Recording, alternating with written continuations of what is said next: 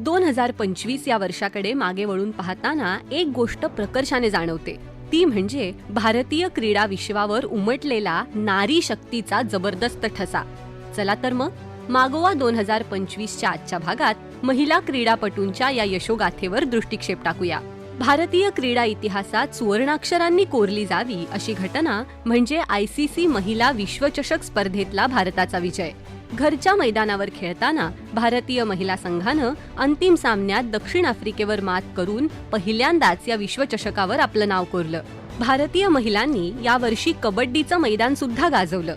महिला कबड्डी विश्वचषक स्पर्धेत अंतिम फेरीत चीनी तैपेईचा पराभव करत भारतानं सलग दुसऱ्यांदा विश्वविजेतेपद पटकावलं.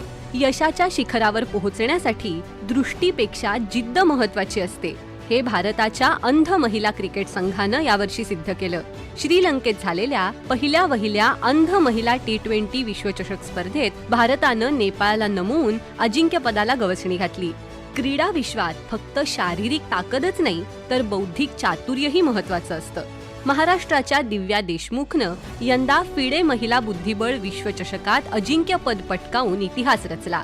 वयाच्या अवघ्या 20व्या वर्षी भारताच्याच कोनेरू हम्पीवर मात करत तिनं विश्वविजेतेपदाचा मुकुट परिधान केला.